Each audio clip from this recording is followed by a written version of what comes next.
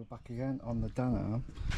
Now we've actually finally got spark. I'm going to move on to the carburetor and the clutch. Try and get the clutch working, or at least get it disengaged for now so we can get it to run, so we're not fighting against it.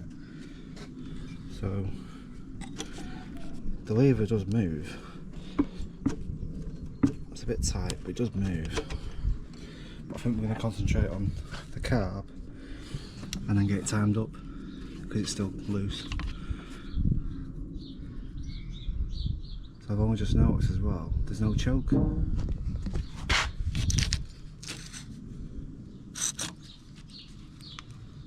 It's got no choke. But it's pretty gummed up, that's meant to return. So we'll get the carb off and get it stripped down and go from there. The throttle does move. It's just a bit gummed up, so I'll have to give it some lube.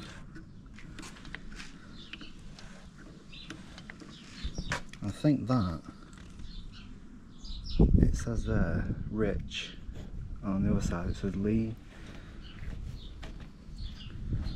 It all moves anyway, so we'll get the carb off anyway and get it stripped. I think first I'm going to drop the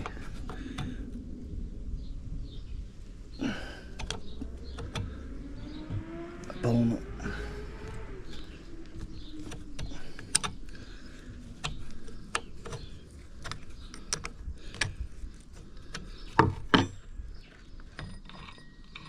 Oh, it's coming on.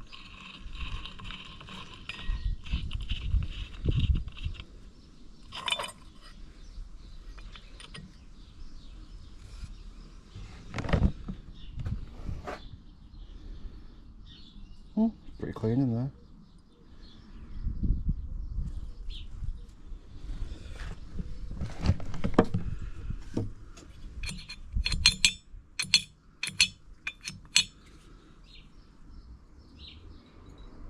It's all gummed up in there with old, it's like varnish. So, not too bad, a lot better than I thought it would be.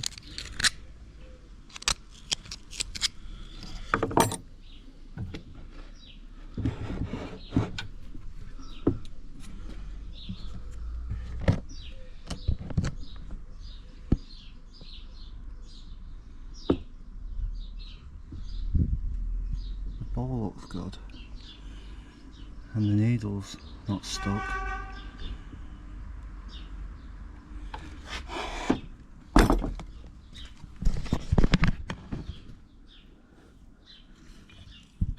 But it's got a screw there, which I've never... Normally you can just take the float straight off. It looks like it's got a jet in there.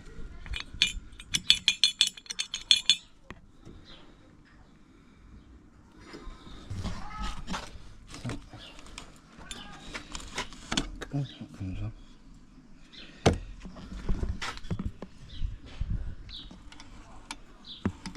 Oh, I'll move up and down. Oh, you can see that.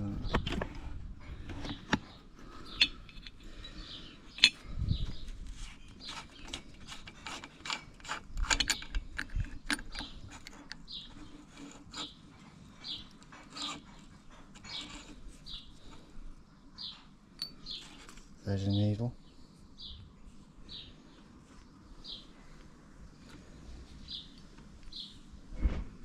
It's all in quite good order actually. You can see now.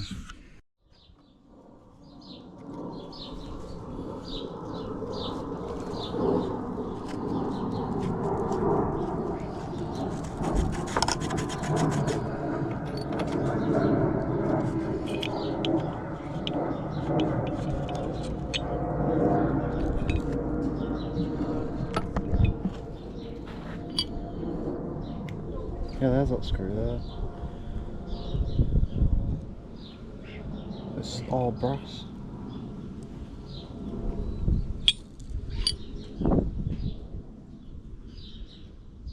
We'll get that on the bench and get it all pricked out. Right, so here's the carb. So I'm going to first take out that screw, and imagine down the centre of it. Oh, it looks clear, look. You see that?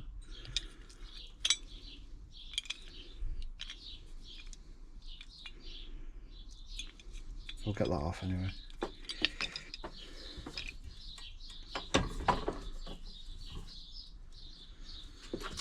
I imagine it's BA. Yep. 4BA.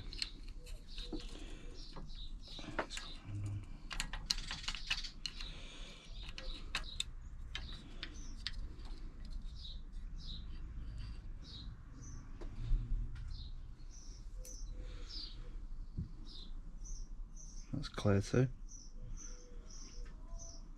Can you see it?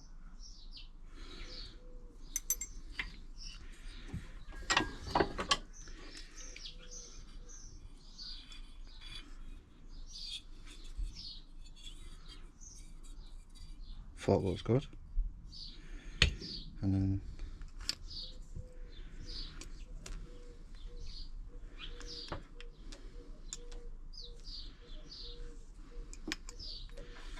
I mean, to be honest, it all looks really clean and in good order.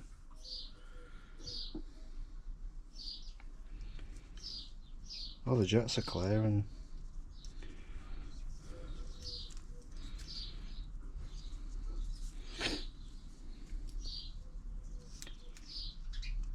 my attempt is just bung it all back together.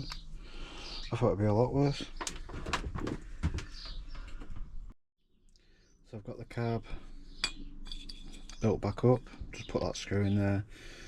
All the jets were clear, everything looks good really. So the only bit that needs cleaning is the float bowl. Again, it's not actually that bad. And then inside of the bottom nut. So I'll give that a quick wire brush and a soak and a scrub. Get it cleaned up.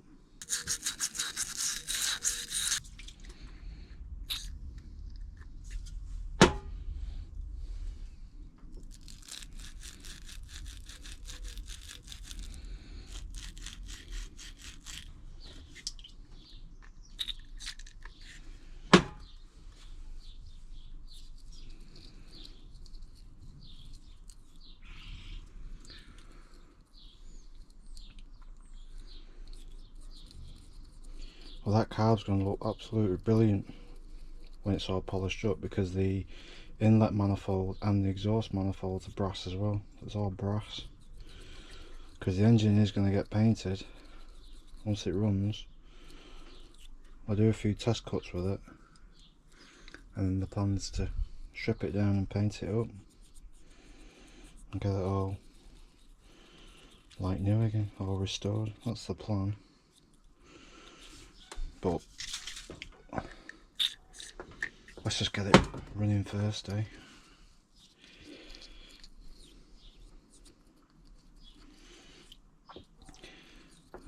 Now, while I'm cleaning this, another thing, I've had a bit of feedback from the last video I put out, getting spark. Now, I've been told by the guy I got it from, John. Hello John, if you're watching this, which I'm sure you are. I made them spacers for the coil, and I made them out of brass because it was, I just had some bar stock lying about and it was easier to machine. And apparently it didn't work with the brass because it's not magnetic. So the spark, it'll earth, but the spark won't travel through it. And apparently it's best to use steel, or as he says, cast iron or mehanite or something like that. Mehanite, I think it's called. Apparently that's what you need to use, and then you can use the shorter coils. So that's the difference between knowing what you're doing and winging it, as I am. Because I've never, you know, it's all a bit new for me, this. So that's why I was stumped when I tried it on this saw and it didn't work. It's because I used brass. So thanks very much, John. much appreciated. We all live and learn. I'm actually tempted, I'll just drop that. I'm actually tempted to try it, to test it, just to confirm. Now I'm not, you know, I think at this stage, I think I'm just going to keep it as it is because it has actually got spark. And then when I come to strip it down for painting, I might just quickly knock some up and test it and see what happens. But one step at a time. I'll get this, finish clearing that out, and then we'll put it back together. Right, so there's the bowl cleaned out as best as I can. It's actually in really good condition inside. It's a bit rough on the outside, but we can clean it up. So now I can refit it. Reuse the bowl gasket. It'll be fine.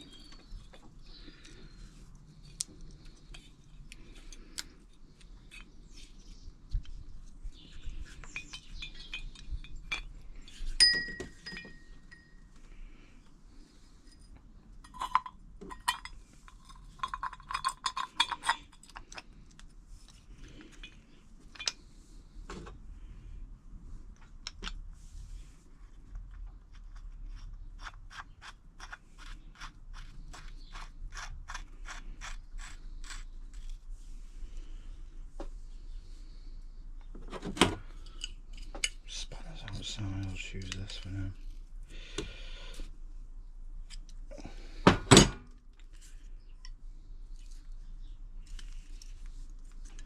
There it is. Hopefully that fuel line is good, but I can't. I mean, I don't know, I might be surprised, but if it weeps we can bodge something, I suppose. But one step at a time. I'll get that fitted back to the saw.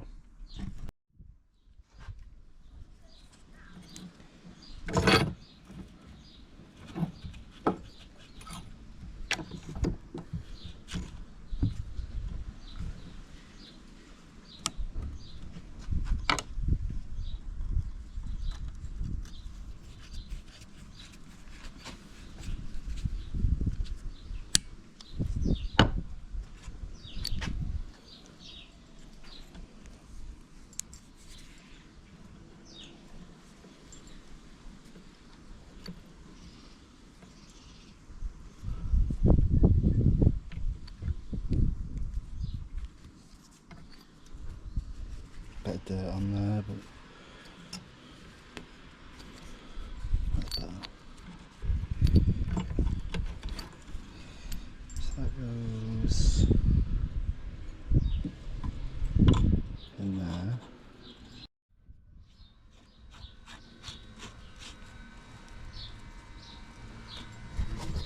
There's the throttle. Leave it open now, you can see that.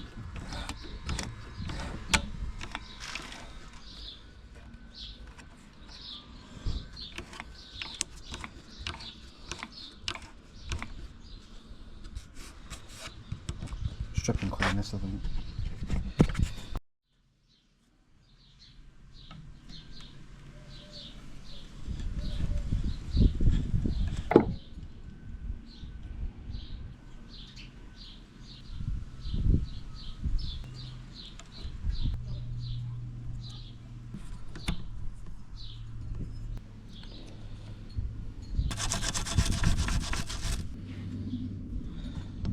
That's brass as well, I think it's brass.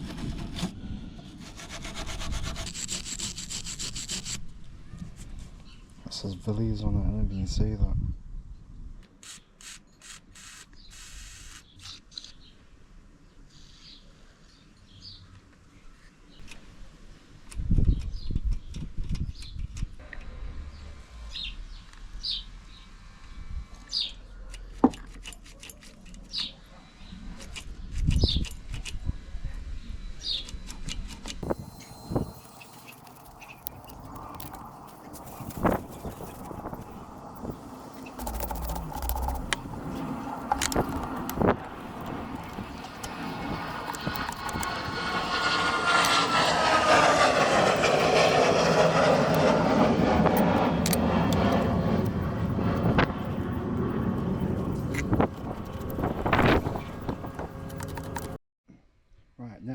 clutch. Now the clutch does actually move. The cable's broke, but the clutch does engage and disengage. That pin moves. It's just the cable's broke. Now it has got a fill plug. I imagine that's the level plug. Now the saw as it sits, with no bar on it, sits at an angle, so I imagine with the bar and chain on it it'll be level, so I need to put a piece of wood to level it up.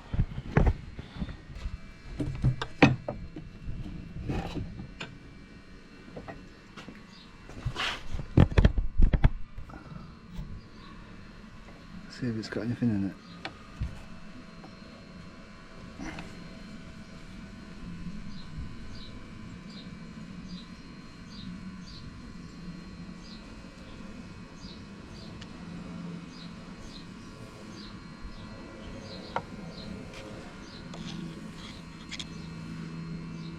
What's that grease? That old.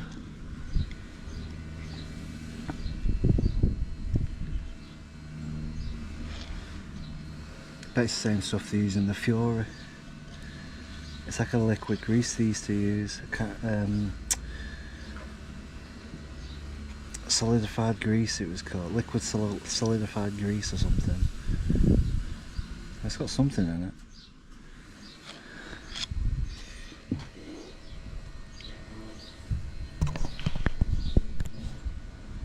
Stop walking in.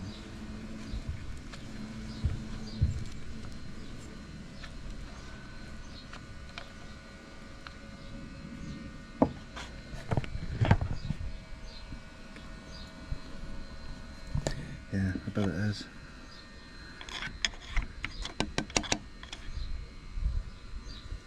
It's like a really thick liquid grease they used to use. At least it's got something in it anyway. It'll get changed. And on the top it's got a twist greaser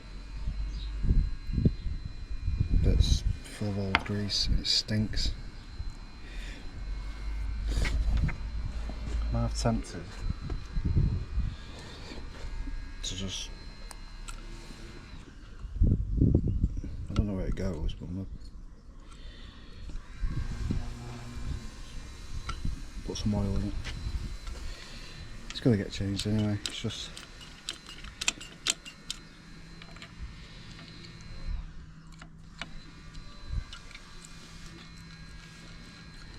let's just get it running first and then take it from there. It all moves, you can see that.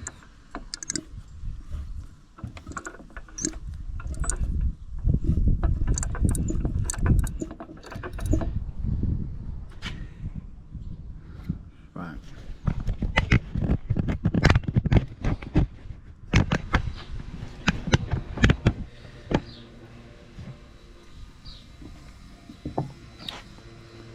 So we know it's got some form of lubrication in there anyway, so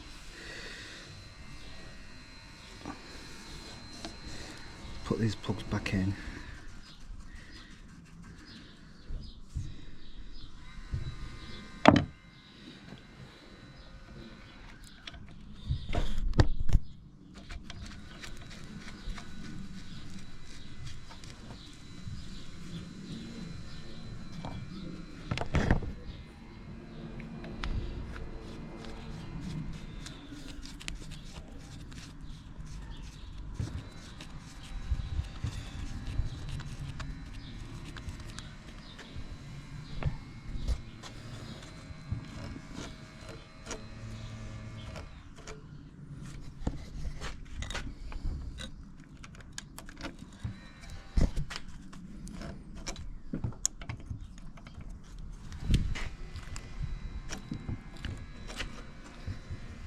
Move.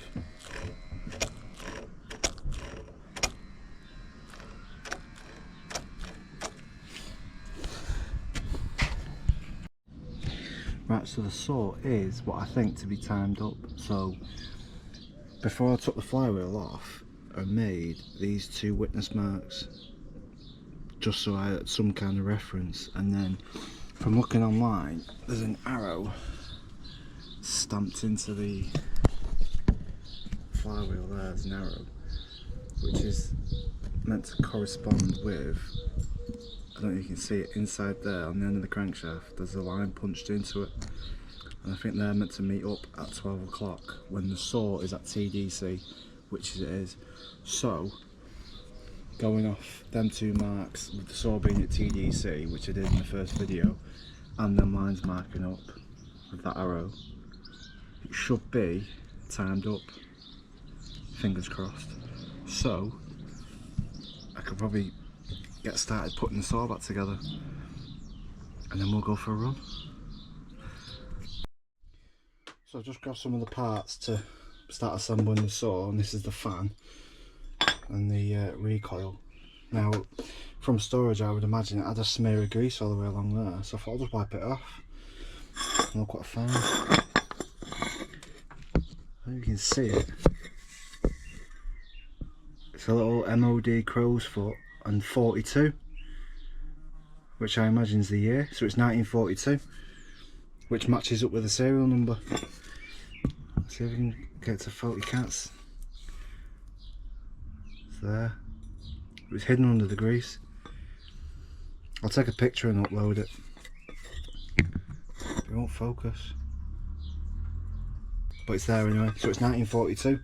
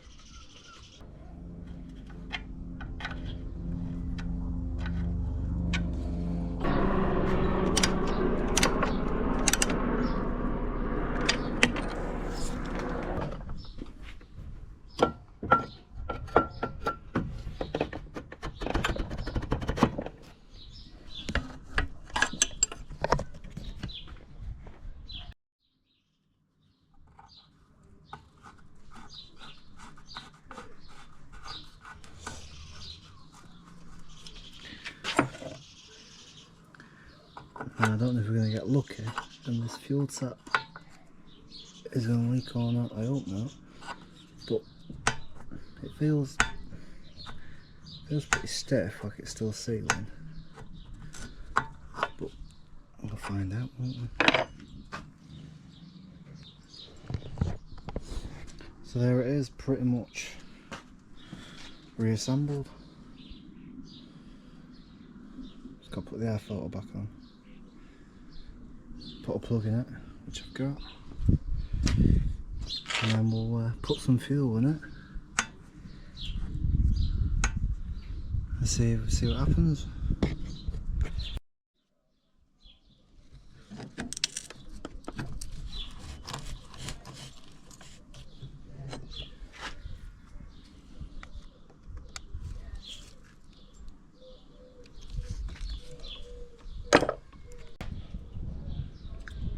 Right, so it's all back together, and we're going to finally go for the big moment and try and start it. So I put a spark plug in it. I think I'm going to flush the fuel tank out just in case there's any crap that's built up in there over the years, and it would be a good time to test the fuel tap, and then we'll go for a start and see what happens.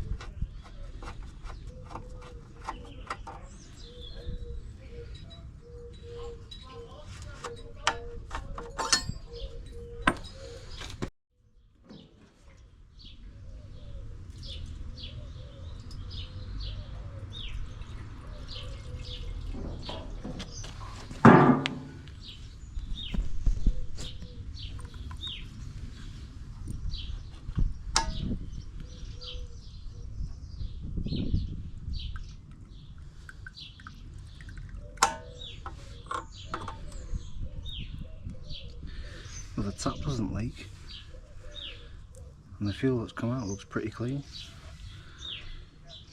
but I think we'll give it a drain anyway.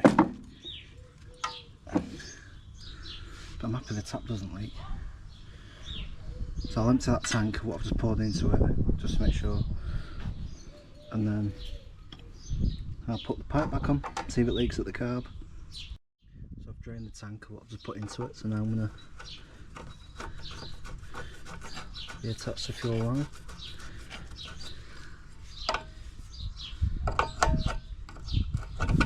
Wrong way.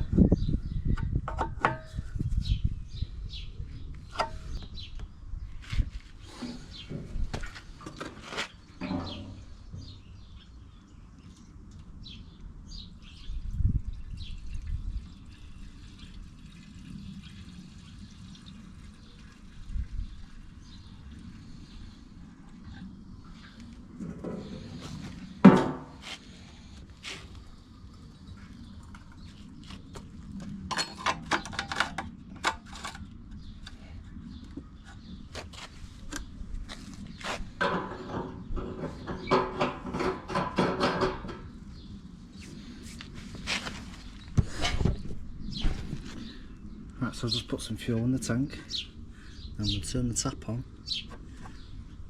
and see if this fuel line leaks.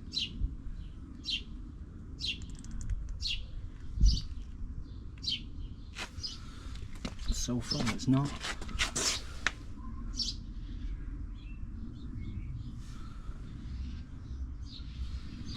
Yeah. Okay. I wasn't expecting that, I thought it was going to leak. But is the fuel flowing? Let's press this tickle and see if anything comes out. Here it is.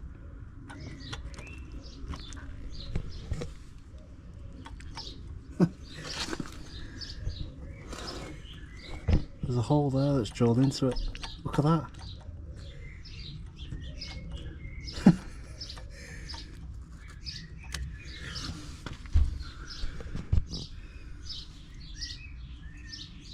Right, this is it then, isn't it? Put a spark plug in it. And we'll get the rope on it.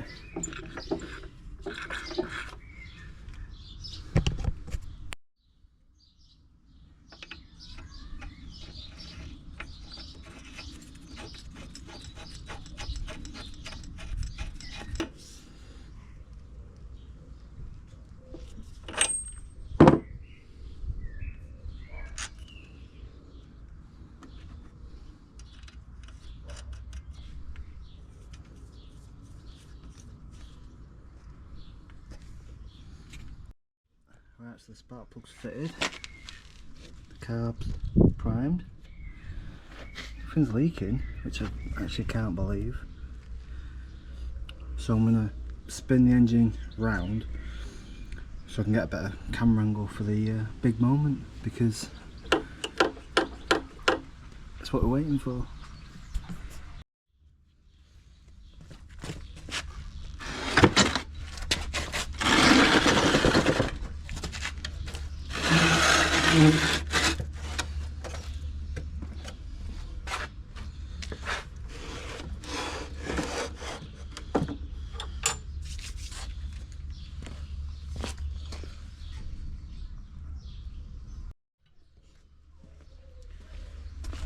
Right, so I'm going to give it full throttle and I'll set it on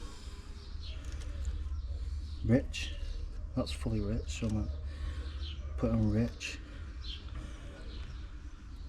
I've also pulled the outer cable and got it to stay there, so the clutch is actually disengaged.